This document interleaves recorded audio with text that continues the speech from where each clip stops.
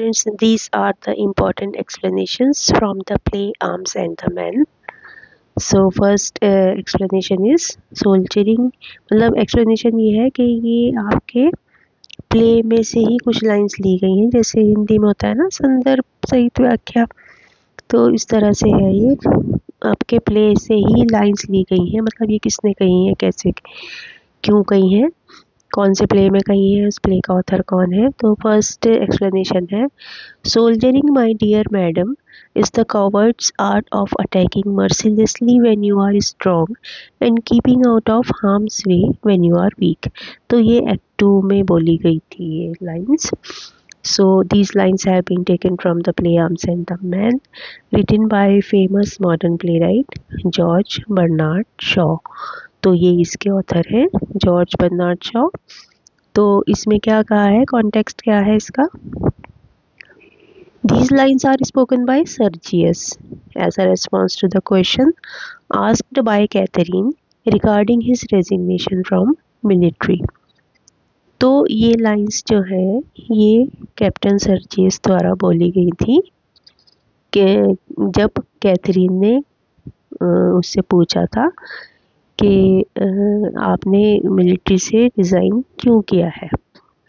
तो एक्सप्लेनेशन है इसकी, मतलब जो उसने जवाब दिया था कैप्टन सर्जियस ने, तो इन लाइंस का ये मीनिंग है when Catherine future mother in law of Sergius inquires about the reason for his resignation from the military.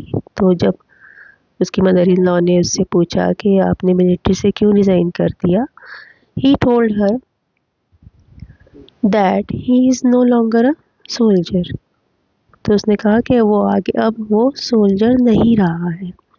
He expressed that his profession is a job of a coward person who is strong and mercilessly attacks the weak। तो उसे ये soldier का job ऐसा लगा, ये profession, कि जैसे वो बहुत ही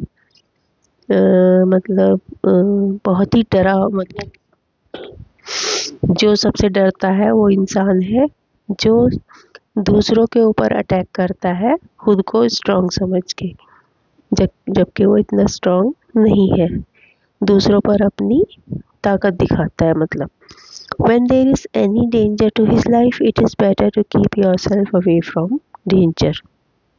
और जब तुम्हारी ही लाइफ में कोई डेंजर है, हमारी लाइफ में, तो इससे अच्छा है कि हम उस डेंजर से ही दूर रहें। He further told that he wants to be noble, strong and good। वो बोलना चाहता था कि उसने इसलिए रिज़ाइन किया, वो बहुत ही एक उदार, एक स्ट्रॉन्ग और एक अच्छा इंसान बनना चाहता है। He wants a fair fight, और मतलब किसी से लड़ाई भी हो तो ये मतलब मार काट वाली चीज़ ना हो कि मैं किसी को, जैसे अपने से कमज़ोर इंसान को वो मार रहा है।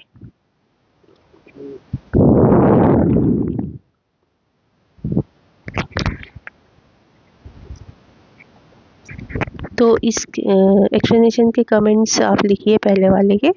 Sergius incompetency in warfare strategies is reflected, ये लाइंस, इस लाइंस में ये दिखाई दिया है।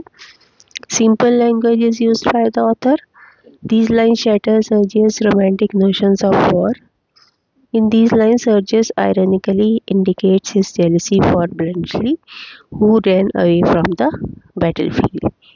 अब नेक्स्ट एक्सप्लेनेशन है इसी प्ले की, आर्म्स एंड द मैन की। I think we too have found the higher love। When I think of you, I feel that I could never do a base deed or think an ignoble thought। तो ये भी act 2 में बोला गया है, reference इसका same रहेगा। These lines have been taken from the play Arms and the Men, written by George Bernard Shaw। And context है these lines are spoken by, अब ये रैना ने बोली थी सर्जियस को। सेकेंड एक्ट था जब इस प्ले का, which is set in the garden of Raina's house. तो ये सीन था, रैना के घर में एक गार्डन था, वहाँ पे वो सर्जियस को ये लाइंस बोल रही है। After returning from the war, Sergius is reunited। तो मतलब लड़ाई से लौटने के बाद, जब युद्ध हो रहा था उसके बाद सर्जियस दोबारा से रैना के पास गया। They express their high love to each other. Sergius told that he fought bravely in the war because of her. उसने कहा कि मैं जितना भी लड़ाई लड़ा हूँ युद्ध में वो सिर्फ तुम्हारे लिए लड़ी है मैंने। Rena also told him that he was not absent from her thoughts for a moment when he went to the battlefield. और रैना उससे बोली कि हाँ मैं भी तुम्हें बहुत याद करती थी जब तुम बैटलफील्ड में थे। Rena further told him that they would have found higher love.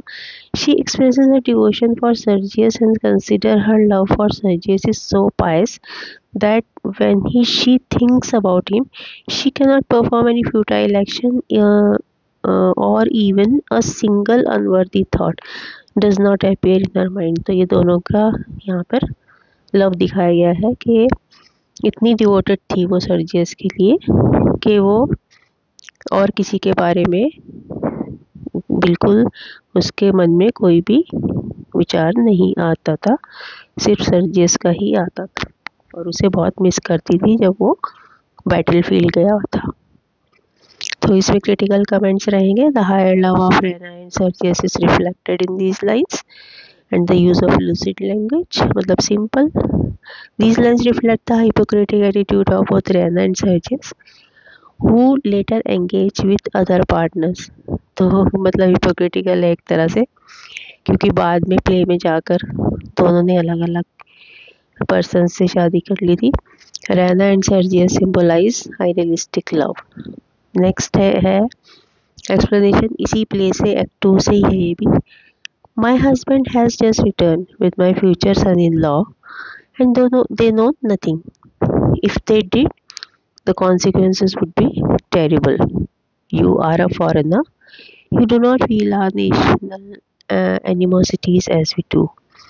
तो reference same रहेगा. These lines have been taken from the play Arms and the Man, written by George Bernard Shaw. In context, these lines are spoken by Catherine, the wife of Major Petkoff and the mother of Rena, to Bluntschli. तो ये lines बोली गई थी Catherine के द्वारा। Catherine कौन थी? Major Petkoff की वाइफ और रैना की मदर। तो ये उन्होंने ब्लंचली को बोली थी। When Bluntschli comes to return the coat which was lent by Catherine to him 4 months ago।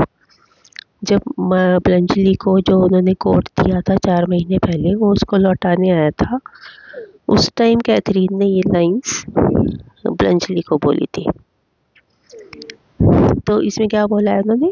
Luka informs Catherine about the soldier name Bluntschli who wants to meet the lady of the house. तो Louka ने आके Catherine को खबर दी कि आपसे कोई मिलने आया है। Catherine meets the soldier with nervousness and tells him that her husband and her future son in law both have return from the war, therefore he should leave immediately as she didn't want him to appear in front of them. तो Catherine उसको बोलती है कि आप जल्दी से यहाँ वापस चली जाइए क्योंकि मेरे हस्बैंड और सन इन लॉ भी जो युद्ध हो रहा था उससे वापस आ चुके हैं और मैं नहीं चाहती कि आपका सामना भी उनसे हो। Both of them are not aware of the incident in which both the ladies saved his life by hiding him in their house and lending him an old coat of major to escape safely। तो ये जो था ब्लंचली starting में इनके घर में आकर छुप गया था जब इनके कैथरीन के हस्बैंड और सन इन लॉ जो होने वाले थे वो बाहर मतलब युद्ध के लिए गए हुए थे। उस टाइम ये दूसरी कंट्री का था ये, तो ये आकर इनके घर में छुप गया था। तो इन दोनों ने इसकी जान बचाई थी और मेजर जो कैथरीन के हस्बैंड थे उनका ही कोट देकर उसको वहाँ से सेफली निकाल दिया था कि भाई तुम ये पहन के यहाँ से निकल जाओ तो तुम सुरक्षित रहोगे। तो वही कोट वो लौटाने आया था। She wants him again to leave hurriedly. वो चाहती थी कि जल्दी से वो यहाँ से चला जाए because he is a foreigner and he is not aware of the hostile nature of her husband. तो वो जल्दी से वहाँ से निकालना चाहती थी क्योंकि वो एक फॉरेनर था और उसको देखकर उसके हस्बैंड को गुस्सा आ जाता अगर वो और वहाँ पर रुकता।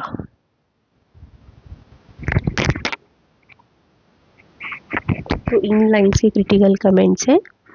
These lines throw light on Catherine's cleverness as she does not want to reveal the secret of saving the life of the fugitive। मतलब उसको सीक्रेट रखना चाहती थी कि उसने उसको उसकी जान बचाई थी ब्लंचली की। Simple language is used by the author and Catherine is very nervous। Next explanation is I would marry the man I loved, which no other queen in Europe dares to do. If I loved you, though you would be as far beneath me as I am beneath you, I would dare to be the equal of my inferior. Would you dare as much if you loved me? तो ये act 3 में से lines ली गई हैं। Reference will be same. These lines have been taken from the play Arms and the Man, and the author is George Bernard Shaw। Context, तो ये these lines इसमें हमें बताना है कि ये किसने बोली थी। लूका ने बोली थी सर्जियस को थर्ड एक्ट में, which take place in the library of the house. तो ये लाइन्स में उसने घर की लाइब्रेरी में बोली थी सर्जियस को। Here Luca rebukes Sergius for his lack of bravery to marry beneath his social class। तो यहाँ पर लूका जो है उसको डांट रही है सर्जियस को।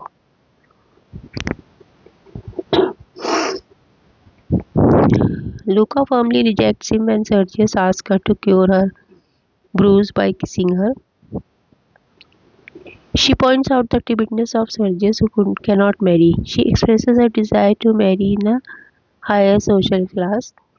She further says she would marry the man whom she would love। The matter of class distinction will not come in her way। She dares to marry a person of low social order। She asks Sergius whether he dares to do so। तो critical comments है। Here, Shaw highlights the voice of a common lady who wants to rise from her low social class to high social class। तो वो Sergius से शादी करना चाहती थी क्योंकि वो सर्जियस हाई क्लास का था और वो लो क्लास की थी। तो ये दिखाया गया है इन लाइन्स में।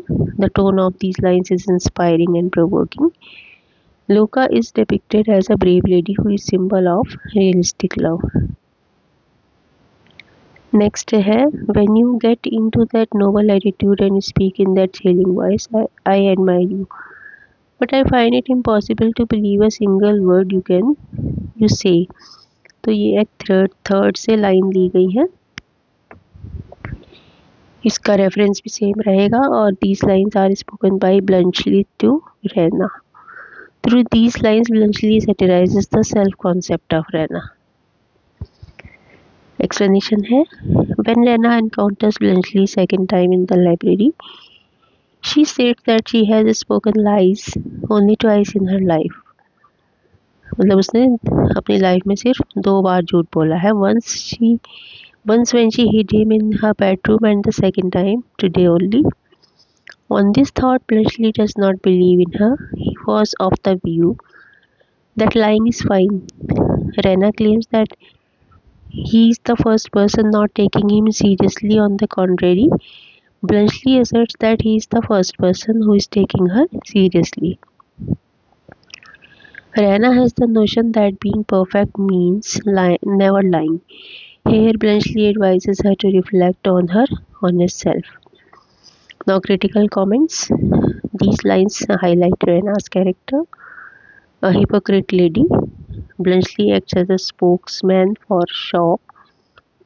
मतलब जो बर्नार्ड शॉ खुद बोलना चाहता था, उसने ब्लंचली के थ्रू ये वर्ड्स उससे बुलवाए थे प्ले में। ब्लंचली सिंबलाइजेस रियलिज्म। तो अभी ये 5 एक्सप्लेनेशंस हैं इस प्ले से, तो ये आपके एक्सटर्नल एग्जाम्स में आ सकती हैं। तो आप इनको अपने रजिस्टर में लिख के और इनको लर्न कर लें।